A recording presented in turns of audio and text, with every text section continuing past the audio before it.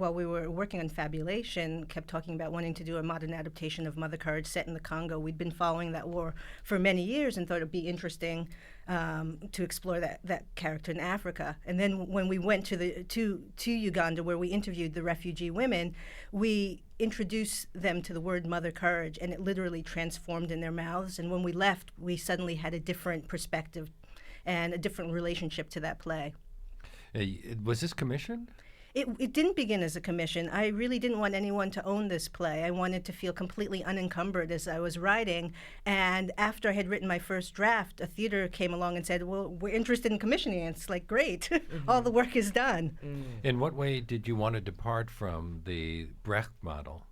Well, I was interested in looking at the emotional life of Mother Courage. I think that Brecht, so much of what he talks about is the alienating effect, is distancing the audience so that they can confront the reality. But I wanted to do the absolute reverse, which is make them confront the emotional reality.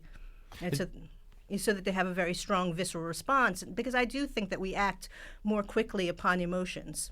Well, how do you approach being an exploiter of women and a war profiteer and still make her into somebody who the audience can connect to? She has her reasons, and I don't think Mama doesn't think about the exploiting. She's a survivor first and foremost, and so she has to think about herself and how she can protect herself. If that means it's at your detriment, I'm sorry, but I've got to protect myself because I've got to eat, I've got to survive, especially after everything she's been through. So that's the outlook, which actually earlier in the rehearsal, I was kind of having a little bit of trouble with that. And I kept asking Lynn and Kate all of these questions, and they're like, she's a survivor. And I had to really start to identify with that mentality. You know, when I was writing, I was thinking very much of my grandmother, who was someone who, you know, didn't go to high school and didn't go to college, but had this immense intellect. And I thought if she had had all of those things accessible to her, she would have ruled the world.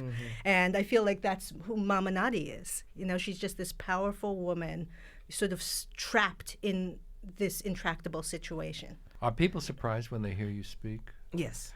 Because they assume that you speak with a Congolese accent, yeah. And I understand that you have served as a South African dialect coach. Yes, I have. I went to South Africa, oh my goodness, in '93 when one of my undergraduate professors had received a Fulbright. And I went and stayed with her for 6 weeks and just like picked up all of these different pieces of different languages. And then when I got to New York, Valley Song had been being produced everywhere, and I happened to be a reader for it. And I said, oh, well, you know, la, la, la. And they said, how do you know how to do that? I said, well, I was in South Africa. And they said, do you want to be a dialect coach? And I said, sure. And then I'm like, what does that entail? But then I figured it out, and it was really great to be a dialect coach. I really enjoyed it.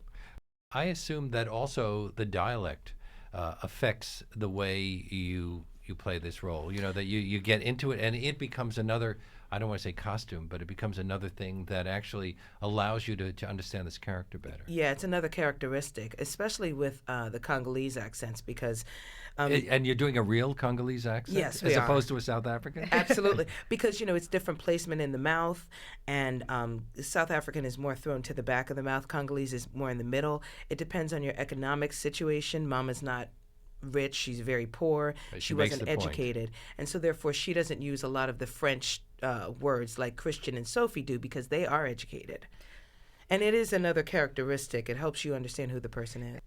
You've written about a time when you were dressed in African clothing and you posed for a picture with these Congolese refugee women, and you couldn't pick yourself out. Yeah, that for me was the pivotal moment in the writing of the play, because I was struggling with what's tale to tell. And when I developed the pictures and I looked at them, I thought, oh my God, I'm telling my story. It became a very universal story and much easier for me to write.